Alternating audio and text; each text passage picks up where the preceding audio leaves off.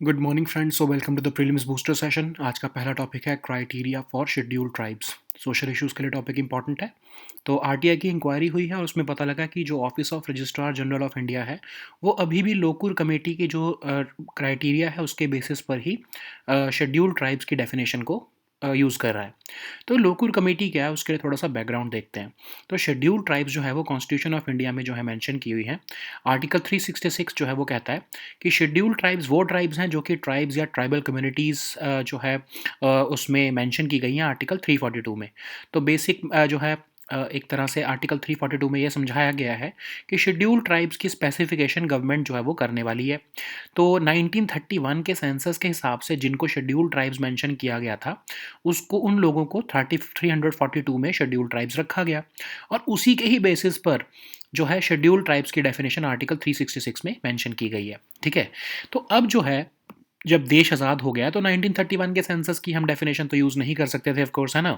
तो इसीलिए हमने हमारी जो गवर्नमेंट ने एक एडवाइजरी कमेटी बनाई जिसको लोकुर कमेटी लोकुर कमेटी बोला गया। तो 1965 में इस कमेटी को बनाया गया और कहा कि बताओ कि एससी और एसटी की जो लिस्ट है उसका आप जो है एक रैशनल और साइंटिफिक मैनर में उसको डिफाइन करो। तो जो क्राइटेरिया लोकुर कमेटी ने दिया एक ट्राइब को के लिए क्वालिफाई होने के लिए एक कमेटी के, तो उसमें था कि इंडिकेशंस ऑफ प्रिमिटिव ट्रेट्स होने चाहिए, डिस्टिंक्टिव कल्चर होना चाहिए, जोग्राफिकली आइसोलेटेड होनी चाहिए, backwardness, shyness of contact with larger community. तो ये जो है क्राइटेरिया लोकुर कमेटी ने दिया। लेकिन उसका क्रिटिसिज्म हुआ।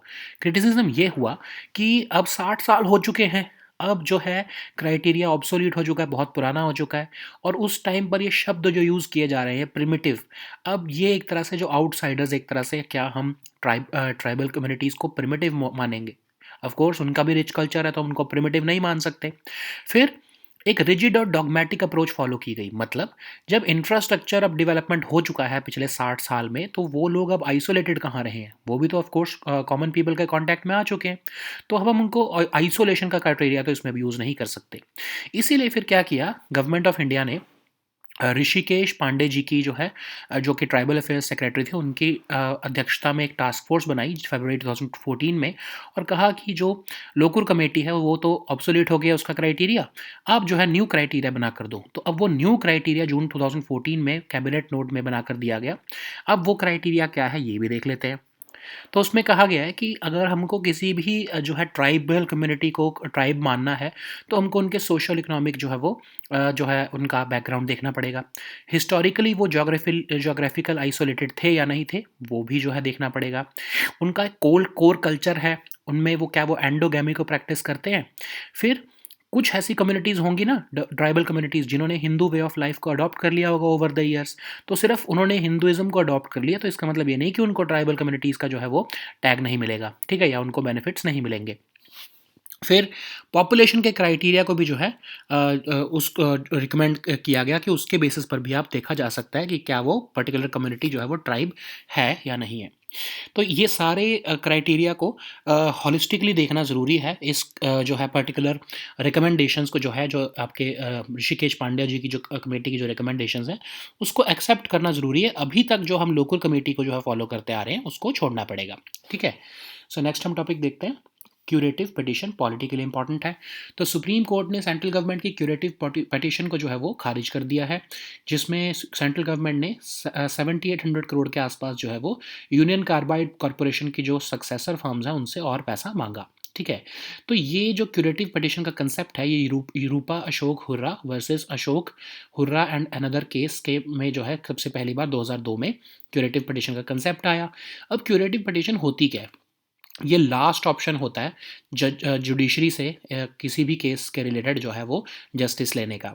तो बेसिकली जब आप कोई केस जब केस कोई ख़त्म हो जाता है उसके बाद रिव्यू पिटिशन फाइल होती है। अगर वो रिव्यू पिटिशन भी ख़त्म हो जाए तब ये क्यूरेटिव पिटिशन जो है कोर्ट में डाली जा सकती है, ये बोल के कि जो चाहे फाइनल जजमेंट थी और उसके बाद जो रिव्यू पिटिशन थी उसमें भी प्रिंसिपल्स ऑफ नेचुरल जस्टिस को फॉलो नहीं किया गया और जो है कोर्ट ने ऑर्डर पास कर दिया है। तो आप एक बार ये क्यूरेटिव पिटिशन को एक्सेप्ट करो और अगर कभी ऐसा भी एप्रीहेंशन हो कि जजेस जो जो जज थे पर्टिकुलर जिन्होंने केस को सुना है उसमें आपको अगर कोई किसी को भी एप्रीहेंशन रहे कि बायस जो है वो रहा क्योंकि कोई मटेरियल फैक्ट्स को जो है वो कंसीडर नहीं किया गया, तो भी जो है सुप्रीम कोर्ट में क्यूरेटिव पिटिशन डाली जा सकती है। लेकिन सुप्रीम कोर्ट ने बार बार बोला है कि क्यूरेटिव पिटिशन को आप नॉर्म ना बनाओ, ये बहुत रेयर ही हम एक्सेप्ट करेंगे और बहुत कोई सब्सटैंशियल ग्राउंड पे ही उसको एक्सेप्ट किया जा सकता है। तो क्यूरेटिव पिटिशन को फाइल कैसे किया जाता है, उसको कैसे हेयर किया जाता है? तो सबसे पहले तो आप 3 जजेस की सीनियर मोस्ट जजेस की बेंच में जो है सो ये क्यूरेटिव पिटिशन डालते हो। अगर मेजॉरिटी ऑफ द जजेस जो है वो एग्री करते हैं कि इस पिटिशन को हमको एक्सेप्ट करना चाहिए, सिर्फ तभी जो है उस पिटिशन को एक्सेप्ट किया जाता है। और जनरली जो है वो चैम्बर में ही जजेस जो है उसके ऊपर जो है वो डिसीजन दे देते हैं। अब ये भोपाल गैस ट्रेजेडी क्या थी? 1984 में ये ट्रेजेडी हुई। मिथाइल आइसोसाइनेट ये लीक हुआ pesticide plant of union carbide से। 40 टन्स ऑफ गैस लगभग जो है वो और अदर केमिकल्स लीक हुए यूनियन कार्बाइड की फैक्ट्री से। बहुत ही टॉक्सिक गैस है जिससे जो है बहुत जल्दी बहुत ही विद इन फ्यू मिनट्स जो है लोगों की डेथ हो गई। और इसीलिए जो है गवर्नमेंट ऑफ इंडिया उसके बाद पब्लिक लाइबिलिटी इंश्योरेंस एक्ट लेके आई कि ऐसे किसी स्थिति से निपटने के लिए लोगों को जो है एक तरह से कंपनसेशन देने के लिए विक्टिम्स को public liability insurance act government लेकर आई। ठीक है, नेक्स्ट हम टॉपिक देखते हैं digital India land record modernisation programme. ये आपके गवर्नेंस के लिए टॉपिक इंपॉर्टेंट है। यूनियन गवर्नमेंट ने रिसेंटली सुप्रीम कोर्ट को बताया है कि इस DILRMP जो प्रोजेक्ट है डिजिटल इंडिया लैंड रिकॉर्ड्स की जो है मॉडर्नाइजेशन का प्रोग्राम जो है उसमें लगभग कंप्यूटराइजेशन 35% विलेजेस की टोटल हो चुकी है। ठीक है, उनको जियो टैग कर दिया गया है। अब ये है क्या प्रोग्राम? सेंट्रल सेक्टर स्कीम है।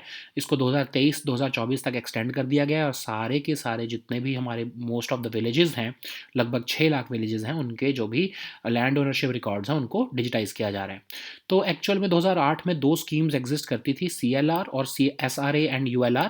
इन दोनों को मर्ज करके ये DILRMP स्कीम जो है वो लाई गई। मिनिस्ट्री ऑफ रूरल डेवलपमेंट इस स्कीम को जो है वो इम्प्लीमेंट कर रही है डिपार्टमेंट ऑफ लैंड रिसोर्सेज के थ्रू। ठीक है, अब जो है इसमें जो भी लैंड रिकॉर्ड का डेटाबेस होता है, चाहे वो बैंक्स के पास हो, फाइनेंशियल इंस्टीट्यूशंस के पास हो, सर्कल रेट्स, रजिस्ट्रेशन ऑफिस या किसी भी सेक्टर के पास हो, उन सबको इंटीग्रेट करके ये डिजिटाइजेशन की जा रही है लैंड रिकॉर्ड्स की। ठीक है, नेक्स्ट हम टॉपिक देखते हैं Kuno Palpur national park environment के लिए टॉपिक इंपॉर्टेंट है। मध्य प्रदेश के सीएम ने बोला है कि और चीता जो है वो कूनो पालपुर नेशनल पार्क में और जल्दी से जल्दी लाए जाएंगे। तो अभी आपको याद होगा 17 सितंबर को जो है 8 चीता जो है नामीबिया से लाए गए और कूनो नेशनल पार्क में उनको रखा गया है। तो श्योपुर डिस्ट्रिक्ट के मध्य प्रदेश का वहाँ पर ये कूनो पालपुर नेशनल पार्क पड़ता है नियर विंध्यान हिल्स। ये कूनो वाइल्ड लाइफ डिवीजन के जो है लार्जर एरिया में पड़ता है और 2018 में गवर्नमेंट ने इसको एक नेशनल पार्क का स्टेटस दिया था। क्यों इसका नाम कूनो है? क्योंकि कूनो रिवर यहाँ से गुजरती है जो कि चंबल रिवर की ट्रिब्यूटरी है। यहाँ पर आपको बहुत सारे जो है फ्लोरा और फौना भी देखने को मिलता है और कूनो नेशनल पार्क को जो है action plan for introduction of चीता इन इंडिया के लिए सिलेक्ट किया गया था।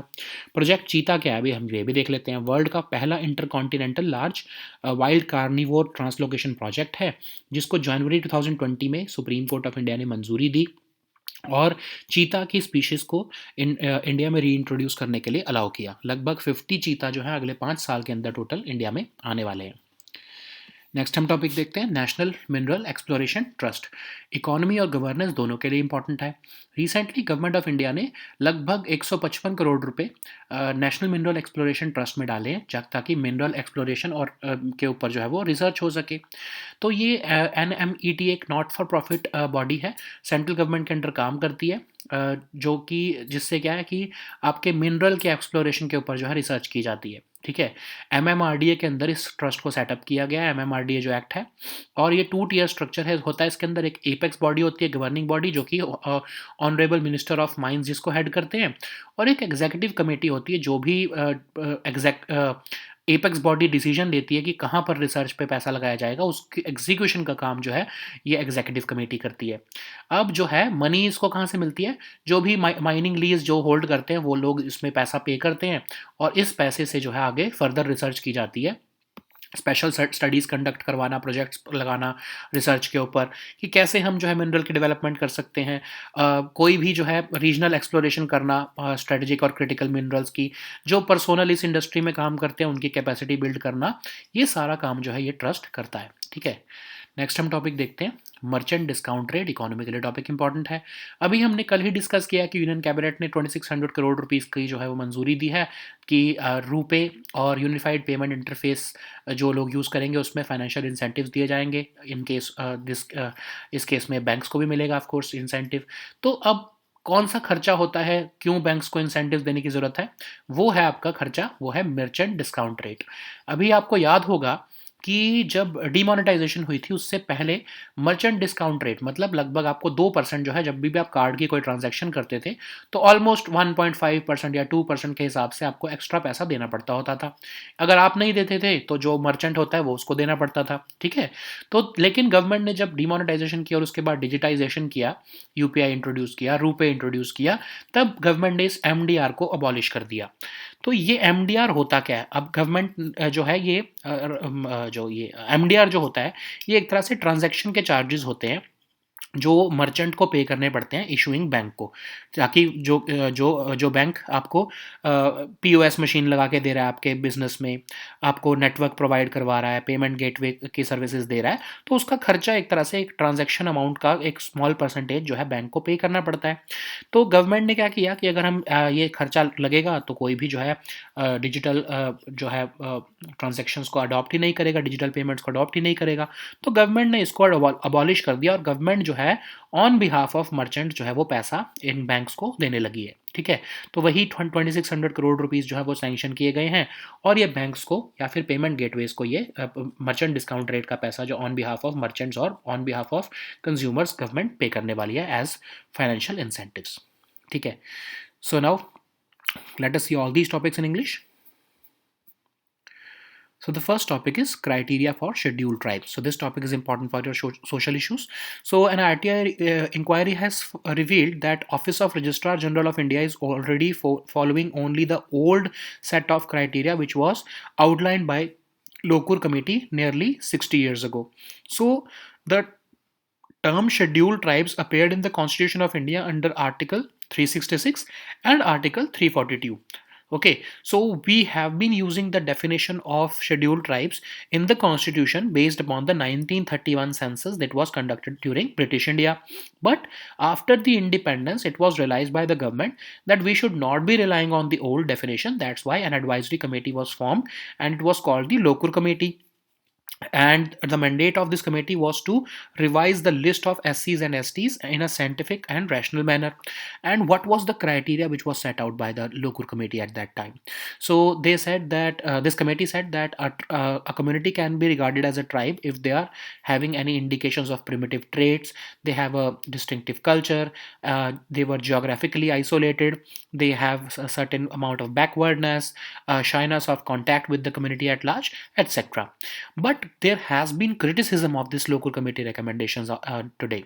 Why? Because this criteria that was set out in 1965 does not stand today valid today, because it has become obsolete after 60 years. How would you say that? Of course, there is one more criticism, that it is condescending in nature. Is it correct to say that these tribes, their culture is primitive, so they may be having advanced culture, they may have their own rich diverse culture, but still this committee laid out the primitive traits in these tribal groups?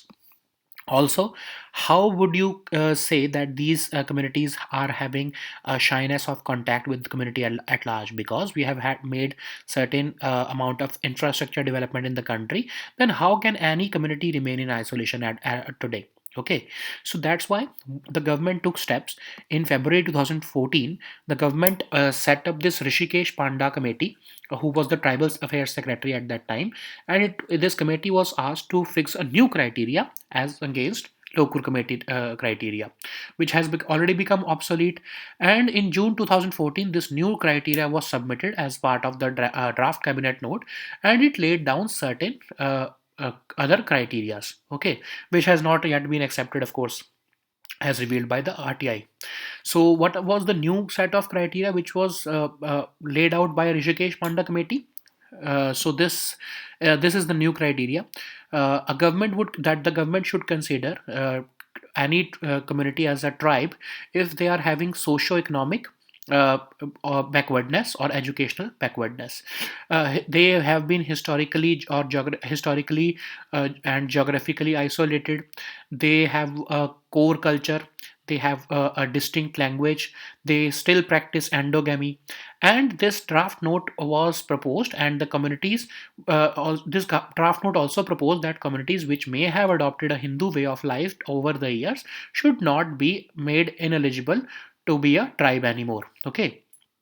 Similarly, it was said that population of this new community in relation to the existing ST population should be considered while giving them the benefit of ST status.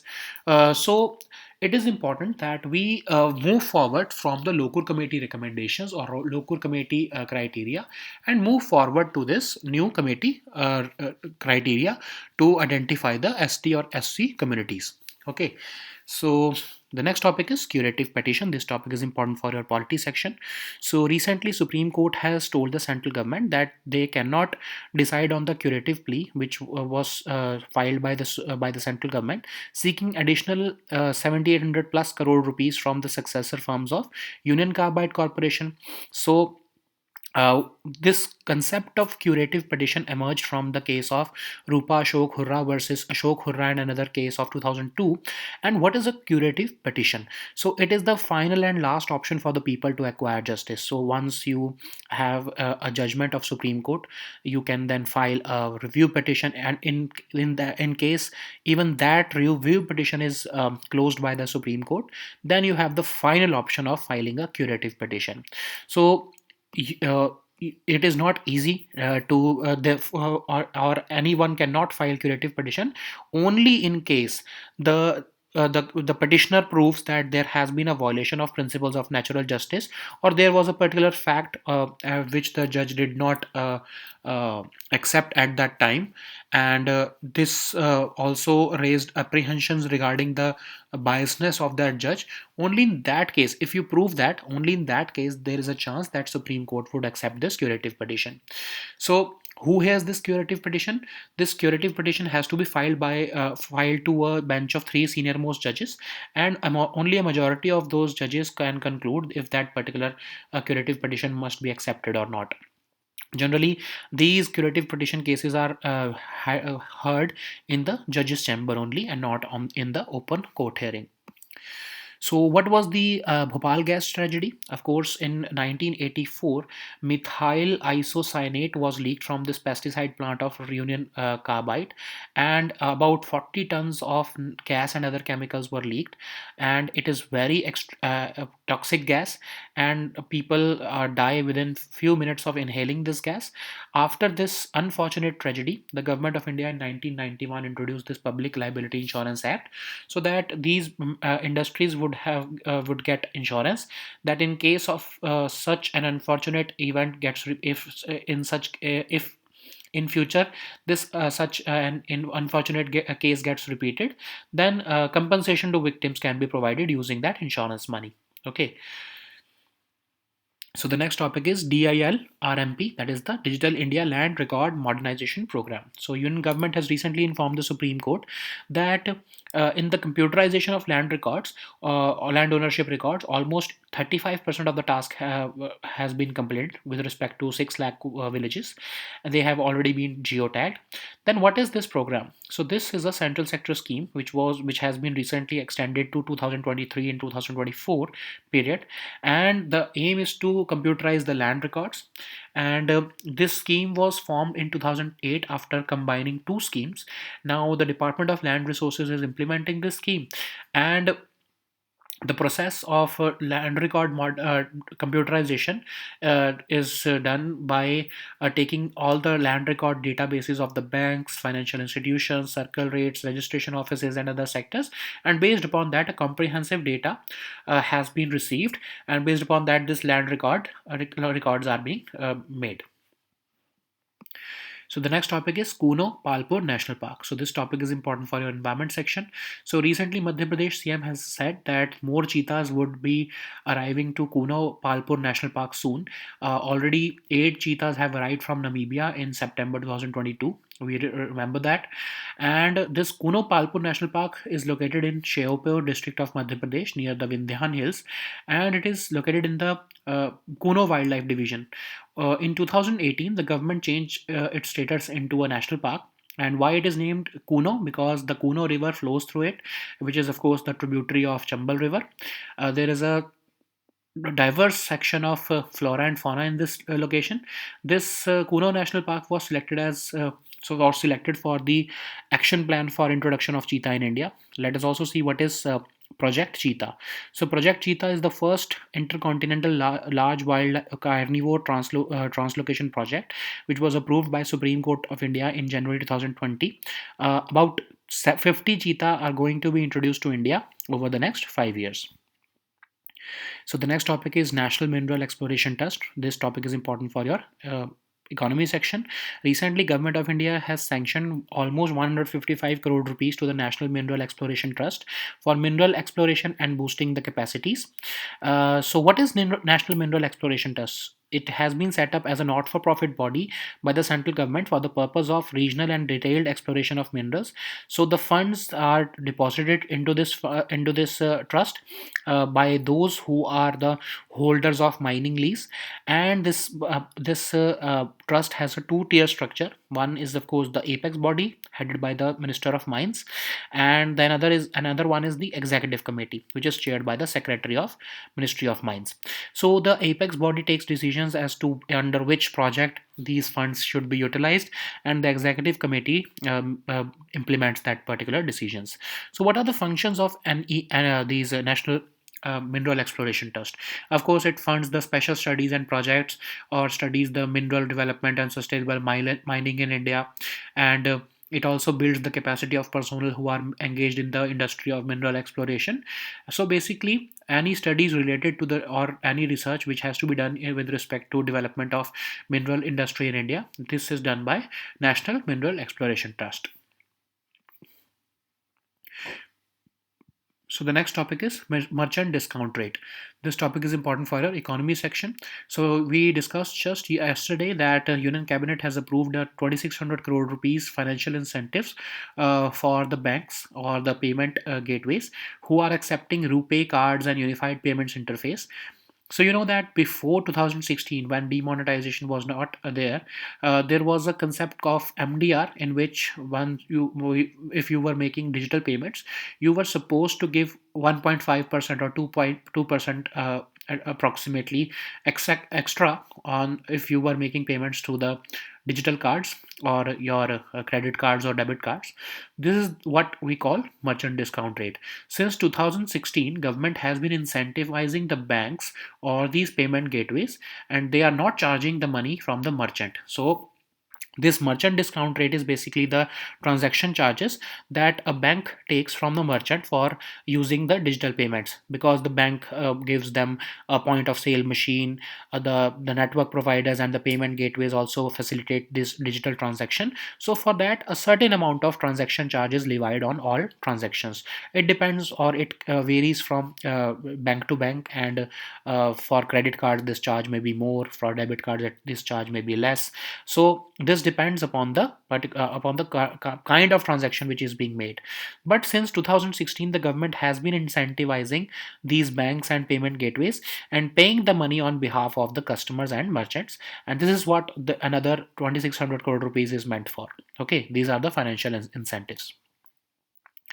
So these were our topics for today. We have also shared the weekly current affairs compilation in our Telegram group today. Please look at that also, and we'll meet next time with new topics. Until then, goodbye and take care.